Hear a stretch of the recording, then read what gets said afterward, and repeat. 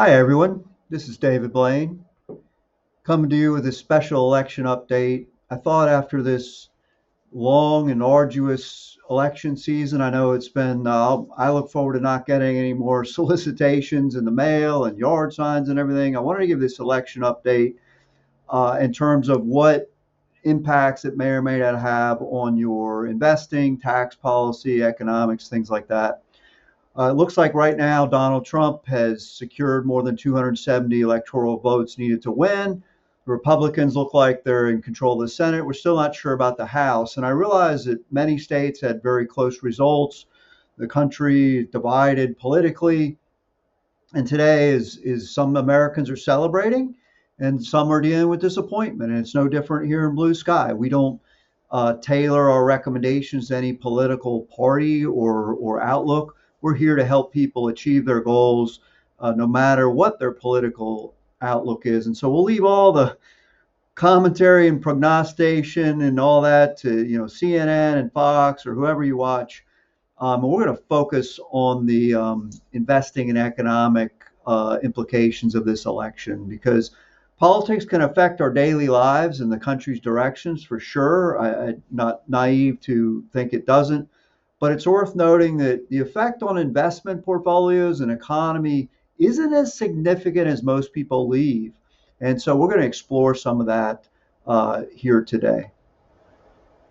Okay, let's start with an important fact. Markets and economies have historically done well no matter which party is in power. If you take a look at the chart here, we have the presidential, the returns of the market based on who the president is. In weeks leading up to the election, we have shared with you different charts showing the combination of president, Congress, Democrat, Republican, all the mixtures, all the combinations. And you cannot draw a conclusion by the party in power. While we'd like to think that the president has some giant lever in the White House and the Oval Office that he can just pull and the economy's great or bad, that's just not the case. Now, they can certainly have an impact short term, but there are bigger factors like new technology, the overall state of the economy, how easy it is to borrow money, what's happening overseas, what's happening in China, what's happening, in wars, what's happening in Europe, Japan. There are a lot of factors, as well as the micro decisions of every individual American choosing to buy or not buy, create these long-term trends that last much longer than elections. A lot of people find this surprising because politics seems important in our daily lives, especially leading up to an election like this of historic proportions. But when we look at the data, and that's what I do most of my day is look at data, not just stocks, but economics, tax, is different types of data. We see both good and bad market periods under both parties. When markets do bad, it's usually because of financial problems or some type of market bubbles that appear under a particular administration, but not specifically because that party was in charge. And I know that's difficult, to admit. Sometimes we all have our favorite parties, we all have our favorite economic decisions, but a lot of times these effects take a while to manifest themselves. A great example I like to use is Social Security. When Social Security was passed, it only affected a few people, and no one could have foreseen.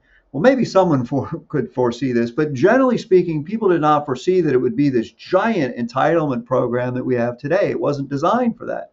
And so the long-term implications of some of these policies, I don't want to minimize, but for a short term, it's a danger to try to adjust your policy. One of the things I like to use, and I could pick any administration, I'm just going to use the most recent one. Under the Democrat Party and the Biden administration, clean energy was a big emphasis, solar and batteries and wind and all these different things to the and de-emphasizing oil production, coal, natural gas, those type of things. Once again, I'm not making a judgment. We're doing facts here. But the reality was, if you wanted to make money in energy under the Biden administration, you should have invested in oil and gas. The clean energy business did not make any money. But if you voted based on politics and thinking, oh, The Democrat Party is for clean energy, climate change, those type of things. You would put your money into that. So that's why we don't try to chase these type of trends. The economic forces are bigger than one particular party can overcome. Okay, let's turn our attention now to tax policy.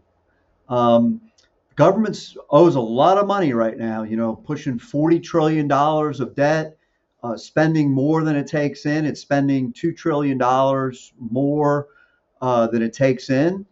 And while Trump and Elon Musk, and there are these plans to try to reduce that deficit spending, which I support. I mean, running a deficit is not a long-term healthy thing to do, but being able to just cut it out in 1 year or even 4 years, really correcting decades of excess. I mean, the last time we had a balanced budget was under President Clinton.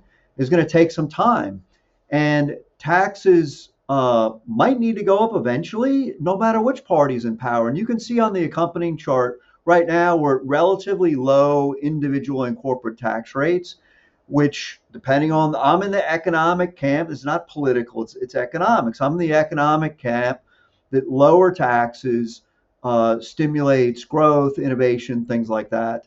But we are at a relatively low rate. Republicans winning this election, I believe, brings some certainty to the Tax Cut and Jobs Act of 2017. I believe it will probably continue past 2025. And really, what's more important to some extent than the level is the degree of change. What we want as advisors, as individuals, if we know what the policy is, we can plan around it or structure our affairs to minimize the tax. The problem when people debate tax policies is, man, you just can't really imagine the effect on markets and the economy. It's not simple to predict. We look at these experts and we think they have the answers. They don't. It's impossible to predict. The tax code is so complicated. Different tax breaks and strategies reduce what people owe and what they pay. It's really difficult to project. But you can see here, at least I'm hopeful that we can get some tax certainty around the 2017 Tax Cut and Jobs Act. Will make planning for at least the next few years a little bit simpler. Okay, the third major area I want to look at is trade policy. So we took a look at stock market, we took a look at tax policy. The other big area that I think a lot of people are concerned about is trade possibility under President Trump. He suggested new tariffs on other countries. Tariffs, of course, are taxes on imported goods, and they can be enacted by a president without congressional approval. All presidents have done this. In fact, one time, if you really want to, or want to fall asleep one night, the Department of Commerce publishes a tariff book, and it's like thousands of pages on every conceivable type of good and service. I mean, it's really amazing. It points to some of the complexity maybe we could do away with, but tariffs have been a way of life for countries between each other since the beginning of time. Now, the results are mixed. Sometimes they work okay, sometimes they're disastrous. They really have to, it depends on the different country, it depends on other economic factors. But looking back at the first Trump term, the impact of tariffs, wasn't as bad as some expected. They didn't cause major trade problems and were used to negotiate a little bit better trade deals, but also they didn't maybe protect American industry or give them that lift. I'm thinking, mainly of the steel industry, some of the steel and aluminum tariffs and things like that did not necessarily give a great lift to American companies either. And so they can make goods more expensive and reduce the benefits of international trade, which is, I think, the fear of people. It's going to trigger inflation. They can protect American business and innovation from unfair competition. And that's the key when you're using tariffs, is to target that unfair competition. And I think most people would agree, both sides of the aisle, that right now we're at a deficit in competition with especially China, the way that they protect their markets from American goods, but yet bring a lot of low cost goods to America that we can't compete with because our labor costs and some other things. Trade policy also, if you look, um, while we've become more globalized, trade policy has actually been trending for countries to be less connected economically. Good or bad, not here to pass judgment on it, but that's what's happening is, especially after COVID, everyone is relooking those supply chains, especially some of your bigger countries, and wondering, do we really want to be reliant on some of these other countries? So you can see in the accompanying chart some of the deficit, the trade deficit over time of different countries that we trade with: China, Mexico, Europe.